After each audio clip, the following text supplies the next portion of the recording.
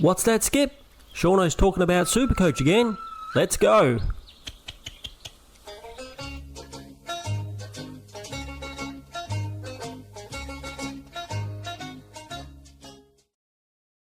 G'day everybody, it's Shauno again, and I'm back with some more Supercoach content.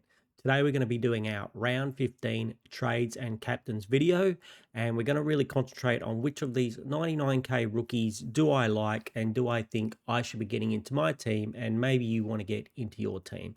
But before we go on to that, don't forget to subscribe. Yes, hit that sub button. Do that now. It helps me out a lot. I really appreciate all the support I've got so far, so please go ahead and do that for me. Like the video if you like the video, and leave me a comment down below letting me know who are your trades in and out this week, and also who are you going to be choosing as your vice captain and captain choices. One more thing, don't forget to join my Discord, and if you would like me to feature your team during our live videos that we do every Thursday, this week it'll be directly after the football on Thursday night. If you want your team to feature in that stream, just pop it in the post my team here section in the Discord, and we'll pop it up the screen and have a chat about it. All right, let's get on with it, and we will do the... Before we get into this, and we will do this, there we go. So a little bit about, firstly, as we usually do, to tell you what are my trades this week. So the one trade I'll be definitely doing is this one here, Mitch Hajaski, or we call him Mitch, we call him the Pod, Mitch Pod, for Rashenko. Now, I was hoping that Rashenko could have scored decent last week and maybe been some decent on-field cover. He has had a few good scores, but with this 44, he's absolutely tanked his cash gen. Plus, he's got a 95 break even, and so there's a good chance he's going to lose money. And if he does that for me, I can't really afford to lose any money, as I only have I had 6 trades, and after this one I only have 5 trades left, so I have to basically get every cent out of the players that I trade in or out to try and get up to the players that I want. So that's why, even though he's only played 1 game, I kind of like his job security, so I'll be getting him in. I think Collingwood need him to play in the forward line because he's replacing Jamie Elliott, and they've pretty much got a full team of very few injuries. So the fact that he's played, and if he gets named this week, means I think he has a pretty good job security. So we'll get more into the other ones available, but I have 2 other options this week. So as you can see, I've got 299k in the bank. So I could make an upgrade this week, which would take me down to 4 trades. So the one that we've got, Murdoch still. Now, Murdoch would be filling out my forward line. If we set up my team like it would be once we come out of these buys, we go Fitzgerald up here for Durham, and then we go Grundy will be down here. Nope. Durham for White. Sorry about this, and just want to show you what my team will look like coming out of the buys. That looks fine, and it looks fine. So my defense will be Sinclair, Holmes, Ash, Wilkie, Clark, and Dacos, with Edwards and Dirksen on the bench. My midfield will be Butters, Bont, Nick Dacos, Callahan, Rao, Walsh, Ison, Hall, with coverage of Sharp and Fitzgerald, and Bamfield as a dead rookie. Gawn and Jackson with White as in the R3, Sheasel, Petrarca, Horn, Francis, Pickett, Durham, Murdoch, and Grundy. Now, Murdoch obviously is also going to lose cash, but he is on his buy this week, so he's not going to lose cash this week. So I've got 2 choices. One is just hold this week, reassess next week, have a look next week. Potentially, I might want one of these other 99k rookies that we're going to talk about, which I will decide who's going to get dropped, which is probably going to be either Edwards or Edwards. One of the Edwards boys is probably going to get dropped. Will Edwards here still only has a break even of 8, so I could potentially let him play next week and then do an upgrade after round 16, when a lot of those really good, guns come out. And I should be able to afford a Bailey Smith or a Ed Richards or, somebody else off that round 16 buy if I really want them. Plus, I've got decent coverage if Fitzgerald can hold his spot for the next few weeks. I've already got HK and Dyson Sharp's playing. So I've got reasonable coverage, and it's enough to get Ison off the field. We don't really want Ison off the field because we know he can score low. So coming out of the buys, we'd assume it's probably looks something like this, and we'd probably each week be doing a, trying to see to get the best score out of Hall, Fitzgerald, or Sharp by loopholing with Banfield. But also, I could just go something like this. I could trade out Murdoch, swing Banfield forward, and then I've got a spot here. I've got 654k that I could spend, and I could get, anyone I want. Now, I don't want to get someone got a buy coming off their buy, so I think my options would be someone like a Clayton Oliver. And the other one I quite like, if I wanted to go cheap and dangerous, I could always go the man Will Day, who would give me a bit more money in the bank. I think he's a lot more of a risk than Clayton Oliver. His body is held together with sticky tape and he can break down at any time. But he has got a high ceiling and high scoring potential. But I think the safer option would be Clayton Oliver. But I would have another 60k if I did Will Day. But if he got injured, it'd be a disaster. So let's just complete this trade and say the team could look like this. So that could be the trades, crew. At the moment, I'm leaning towards just doing the one trade. I think it will matter a lot to me about how I'm doing in my league match. If I'm struggling in my league match after Friday or Thursday and the Friday games, I might get in Oliver just because I'm down floating around top 8, but it's very close in my league. If we look at my league, I am in 9th at the moment on 32 points, but there is 1, 2, 3, 4, 5. I think there's 6 of us all on 32 points. So I could potentially go from 9th down to even 14th if Joanne here was to get 32 and she got a better percentage than me. So I could drop as much as down to 12th or 13th spot. So I really need to win these games. So that's the difference between me winning this match and not winning the match, getting Oliver in on Friday night. I well may do that. Anyway, that's a little bit of explanation about my trades. Be interested to know what you guys and girls out there think about that. And so let's get in what I think is the best trades out there for you guys and girls out there in the community. So get rid of the league. So we'll do the rookies first, as we normally do. So I think the number one trade in for me is HK, the Hunter Killer, Hawker Han. If you haven't got him and he's named this week, get him in. He looks like he looks pretty solid in that Adelaide team. It will depend on team sheets, but I can't see him being dropped. If he's not dropped, get him in. He's good. He's a viable on-field option, and I do like the man. So 99k, defender mid on the bubble. So the fact he's on the bubble means you want him to get him this week. And so, yep, he's definitely my number one pick. Now, Campbell Lake, I'm still a bit worried about his job security. Now, he's 99k. He's played a couple of weeks. He is on the bubble, and he's had scores of a 45 and a 43. So he's a small forward. He's not a huge scorer. He does have the DPP, which could be very valuable.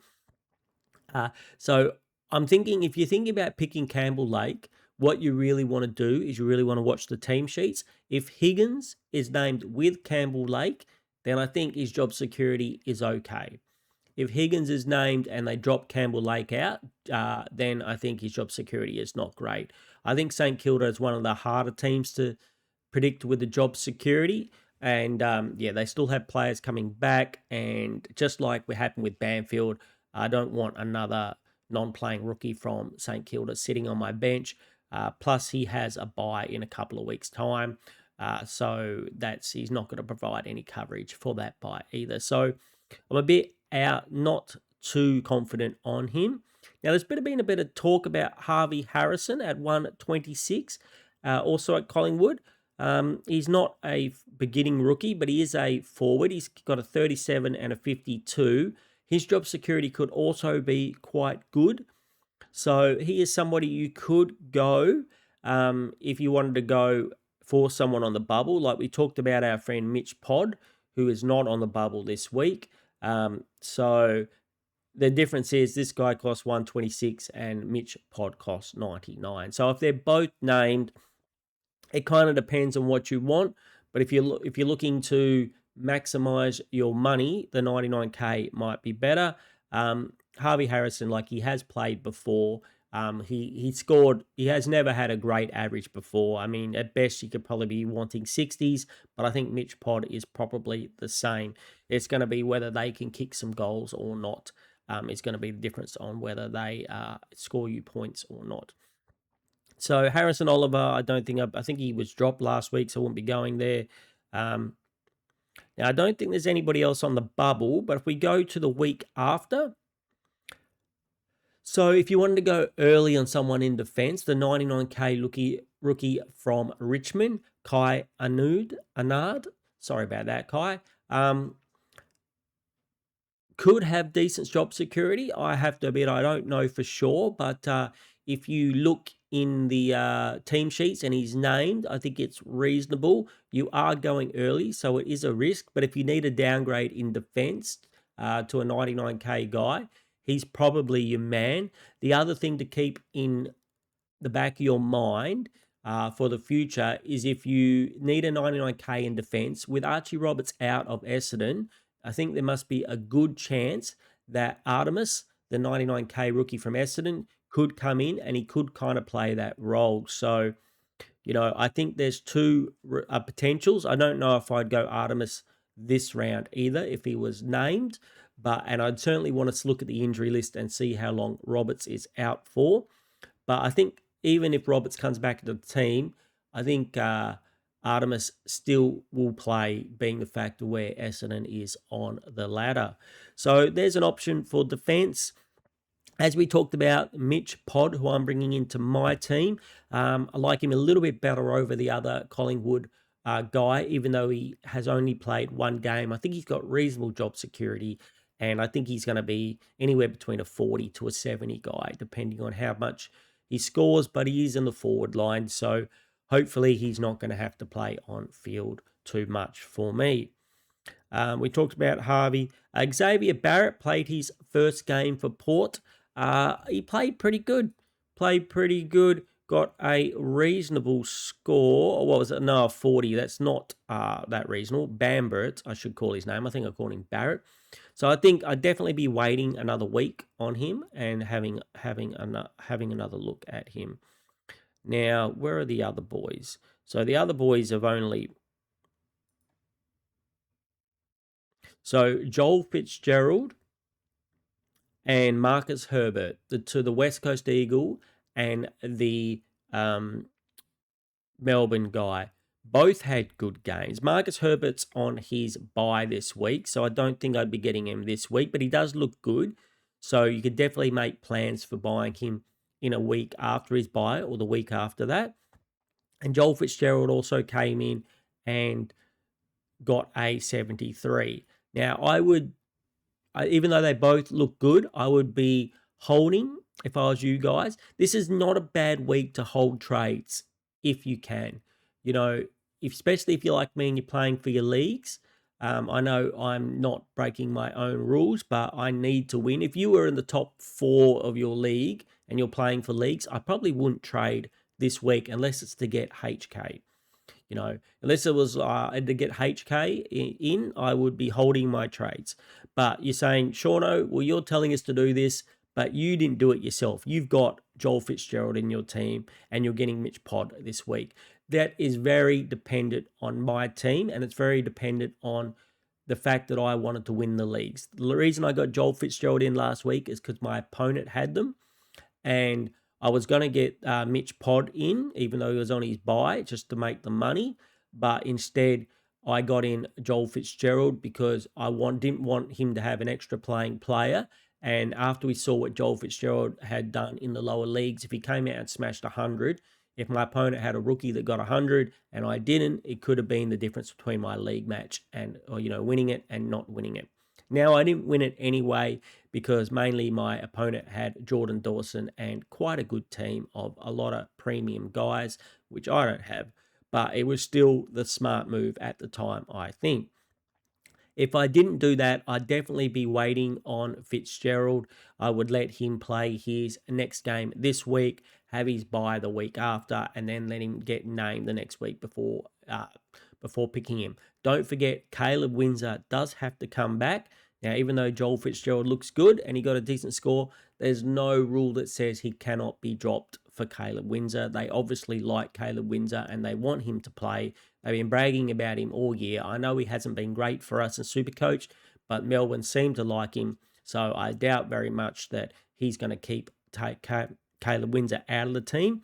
It's going to be a matter of someone else being dropped, which could be okay because they could drop the other Lucas Cook that they played last week. I believe he got a little bit injured, so I don't think he'll play this week. Luca Kentfield in Melbourne, he's a forward, so he plays a different position, so they might keep him. They need to him to replace the big forward that got injured there. So I think for both of those guys, even though they look good, I'd definitely be waiting on them and trying to let them play another week. That's what I'll be next week. I don't think I'll be doing any trades. I'll be waiting and seeing. The only trade I could potentially see myself doing was the Richmond rookie, this guy. If he plays his second game this week and he goes to play a third game next week, maybe I get him just to bank that cash, and then I have a big, pile of cash to spend at round 17. And also don't forget, after round 16 and before round 17, will the new DPP positions will come into play. And I'm kind of hoping with my team that means Ison will get DPP and I'll be able to swap him with Bamfield. And I will have someone that I can jump between the forward and defence. So before selling Ison, keep that in mind that maybe he could provide some nice forward cover by swapping him with Bamfield off the bench. I might even be playing someone like a Pod or a him in this F6 position as like the flex and having 22 primos and him there. Would I prefer someone better? Yes. Can I afford it with my particular team and my amount of trades? Probably not. Not until we get down to at least like 2 trades or 1 trade. So that might be how I have to play my team. Anyway, I think that's the rookies. They are my preferred ones. I don't think there's anybody else worth talking about. So let's get into the primos and or the primos or value picks. Now, we're going to do it like we usually do. We're going to go defenders, and I'm not going to talk about anyone coming up with the bye. So John Noble, he got another 113. He's been smashing it. I think he's the most expensive defender in the game. But I mean, if you've got heaps of money and heaps of trades, why not get the most? Why not get the best? And at the moment, he has a 5-round average of 127. That's outperforming some of our gun midfielders. So he definitely has to be a talking point. So I think you can go there. Now, Lockie Ash, I got him into my team last week and he repaid me by 130. Had a bit of a slow start, but came home on fire.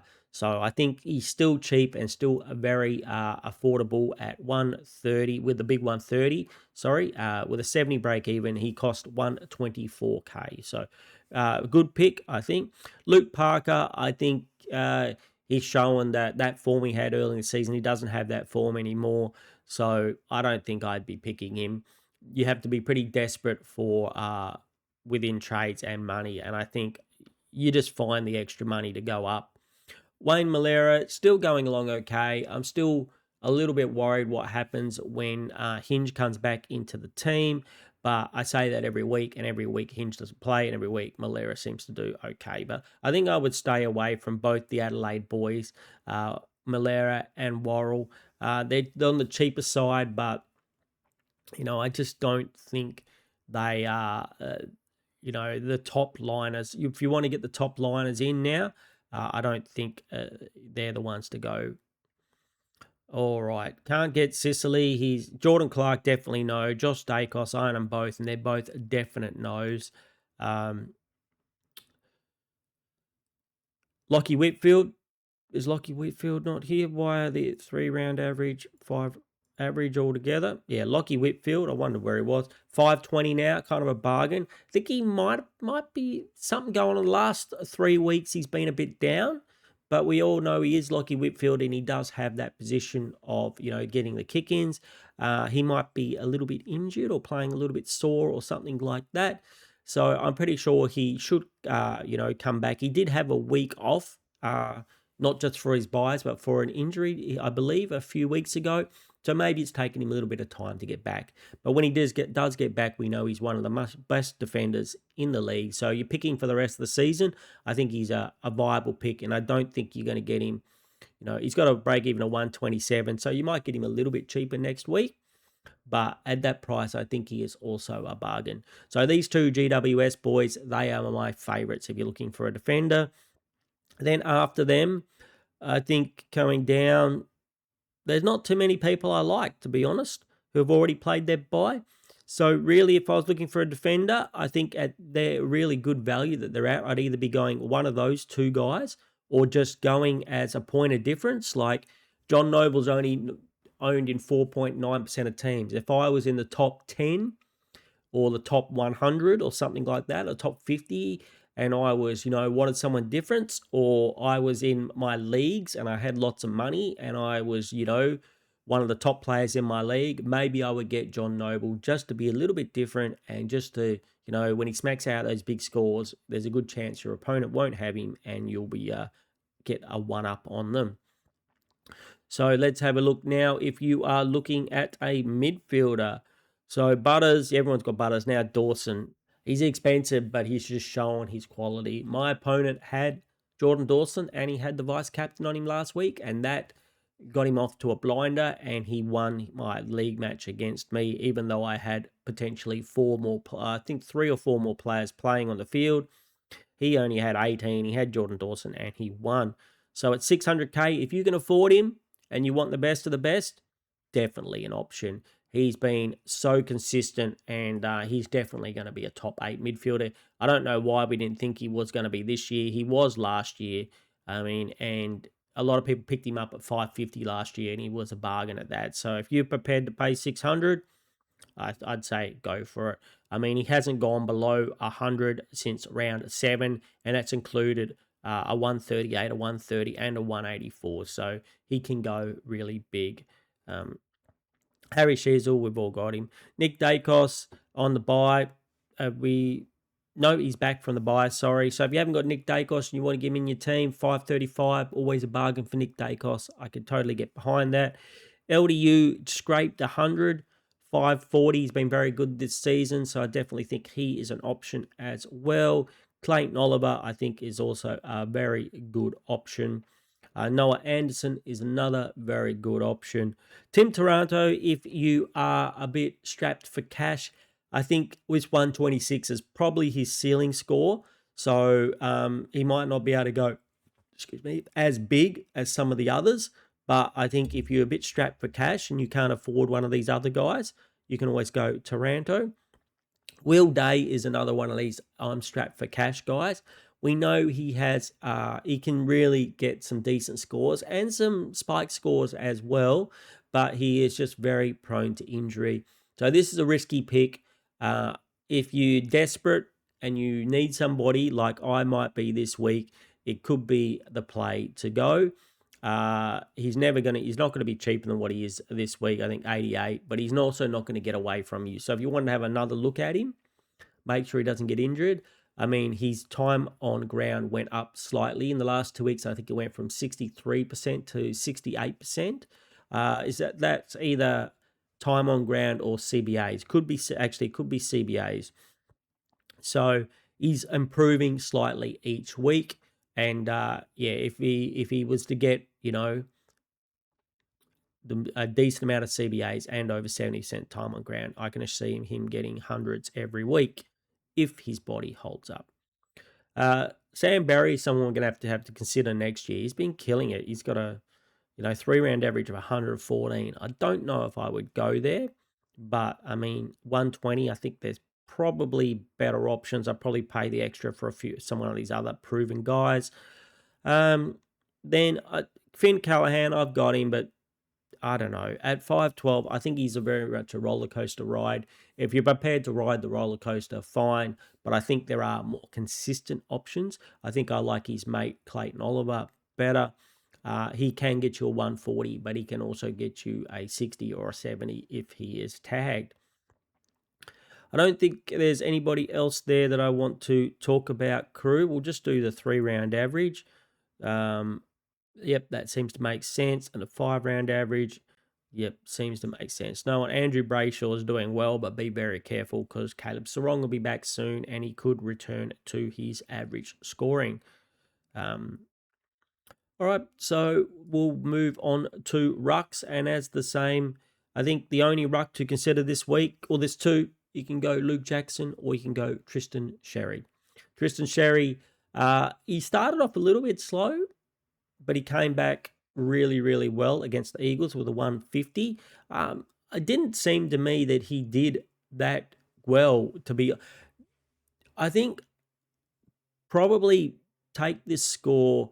He still can score well, but he took quite a few intercept marks in the last quarter when the game was on the line, and I was pretty angry at my Eagle mob because they kept on kicking it to him. I literally sent a message to my friends saying, "Stop kicking it to Sherry. He's the big, huge guy with the rubber tire on his head. He's hard to miss." Like, that was my message to my friends in Messenger while watching the game. So he took 2 or 3 of those where the Eagles kicked them straight to him, and he took a mark. I don't know if they were all contested. Half of them were straight to him, but you get a lot of points for that. So he probably got 20, 30 points just for those marks, and they kind of saved the game. So he might have been scaled up quite a bit. So I'm thinking without those marks, if the Eagles had just kicked it anywhere on the field but to him, it's maybe more like a 120 score. But it's still good. He's very cheap. We know what he can do. I still think he's a viable option. I still think he's one of the top 4 out of Grundy, Gawn, Jackson, or Sherry. But it's just which ones you want. Would I go Jackson over Sherry for the matchup this week? 100%. But overall, I think they're both good picks. Pick who you like. That's what I'm saying. Maybe Sherry has I was going to say the higher ceiling if he plays as a solo ruck, but I think they're both probably going to average around the same for the rest of the season. So maybe I'm just hoping that Luke Jackson scores more because I've got him in my team. All right, so enough about the rucks. We're going to move on to the forwards. Now, Tracy keeps putting his hand up every single week. I don't like key forwards. Let's see if he's got any down scores in the last few weeks. No, his lowest score is an 89. Since round 8, he's got an 89. Otherwise, he's got mostly 100. So if you're going to pick him, I usually don't endorse picking key forwards, but he's having a great season. So I guess I cannot argue with it anymore. If you want to pick him, go ahead and pick him. Sheasel, Jordan DeGoey has really been sticking his hand up as a viable pick. Move this across a little bit for you guys. His lowest score, he's got a couple of 70s since round 7, but every other score has been 100 except for this 98. So he's playing good football. I think at his price, I think he's going to be around about in the top 6 forward. Jack Ross, still not sure when he's coming back. When he does come back, he could be an option. Same with Isaac Rankinen. when he comes back, definitely could be option, especially if he's got that same role. He has got a break even of 133, so I would wait when he comes back. Even if he came back this week, I would still wait, have a look at him, and make sure he's still getting that massive amount of CBAs that he was getting before he went out. Jason Horne-Francis, yes, he's starting to repay me at least. I got him right before he started to get 370s in a row, but he has got a few hundreds. He's on a bit of a roll now, so I think he is definitely a option. He's got a 300s in a row, a 128, a 119, and a 112. So 495k, I think he's definitely a viable option and someone that we should be thinking about. Petrarca has been way down, but I still think he's a decent pick. 500k, he seems cheap. I think maybe sharing the ball with Raul a little bit, and just Gold Coast not, in the greatest of form right now. I think it might be affecting him a little bit. Tuke Miller, the one we said we thought was nice and reliable last week, came out with his lowest score. I still think he'll be good, but I think now, I mean, you could maybe even wait another week and he'll be even cheaper. And that way you could get him at 450 though. If you need a bit of a bargain, I could see you going there. Shea Bolton is the same. We know he can be up and down like most of the forwards have been this season. So he can drop you a 60 or he can get you 140. He has been a bit down the last few weeks. It's only hit 100 since round 9 once, but he's been 95 and 84. So, if you want to ride that roller coaster ride, jump on it. So that's the forwards crew. I think, out of all of them, who would I pick? I think I still like Jason Horne-Francis at his current price. And if Rankinen comes back and keeps that, I wouldn't get him this week, but he'd be someone I'm looking forward to it. And I think both Tracy and DeGoey are putting their hands up as viable picks as well. So go who you like. I don't want to rank them because I think they're all reasonable picks, and I think the forwards will be pretty much, around about the same. They're going to get you any of those four guys, or even the top six guys, are going to get you anywhere between an 80 to a 110 most weeks, with an apparently a drop, a lower score occasionally, and maybe a higher score occasionally as well. All right, so now we will go ahead and do the captains and vice captains for you guys and girls out there in the community. Myself, I'm going Luke Jackson against Geelong. We know Geelong don't have a great ruck line, so I think Jackson could get a decent score this week. And I will trust the Gawn again. Gawn plays Adelaide, McAndrew this week, so probably a little bit tougher opponent than what he had last week at Essendon, but I still think it's Gawn. He showed he can smack out a big score. He was supposedly injured, had a sore shoulder last week, and he still got a 168. So I had him as captain last week. I'm going to back him in again if Jackson doesn't get a good score. So that's what I'm going. So in that first match, Freo versus Geelong, I think that's the only player I would go is Jackson. I think Bailey, it's going to be a tough game. They're two of the top teams. Do they put some work into a Bailey Smith or a Holmes? Maybe. I certainly wouldn't be going any Fremantle midfielders. If you wanted to take a sneaky vice captain on Holmes or Bailey Smith, why not? Go for it. If you don't have a Jackson, I would think that they both could. You could have a swing at them. I don't know if I'd go the straight up captain.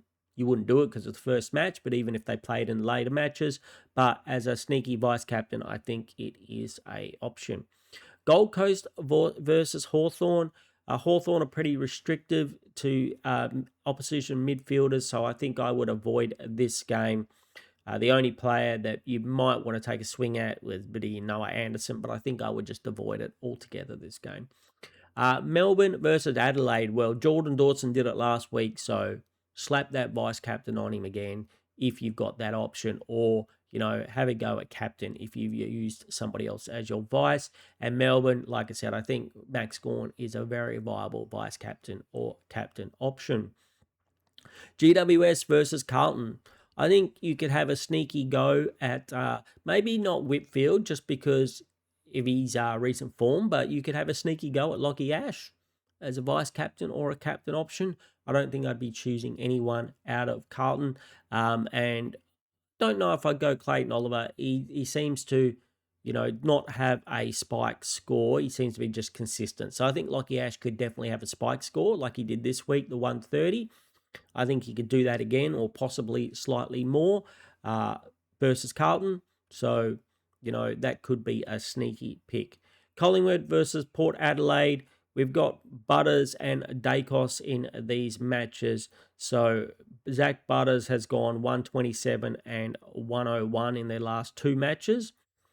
And Dacos has gone 98, a 133. 98 last year, but 2 years before that, a 133 and a 149. So both reasonable options. I think by this is late Saturday night, so you probably think about captains. I think they're okay choices. The next game, though, I think has a few better options. You've got North Melbourne versus Richmond. So I think if you've got Sherry, it's definitely worth taking a risk here. He is up against the no ruck of Richmond. Keep an eye out to see if Nankervis is back, because that could make things a little bit more tricky. Do I trust him? No. I think the next player I'm going to mention, I would probably go before him. The guy we forget every week. He's a captain option every week. We seem to forget him. Mr. Harry Sheezel. Against Richmond, I think he could be a very viable and a very good captain pick. Now, if I didn't have Max Gawn, I think this would be the pick that I'd be doing. So I've just jinxed it for everybody. But, yep. So I think both of those guys, the Sheezel and Sherry, are very good picks against Richmond this week. Then you've got St Kilda versus Western Bulldogs. I guess if you didn't have a lot of these other players, you could try and go Nass. He had a very good week last week. He looked really good. He looked on fire. I wish he was in my team.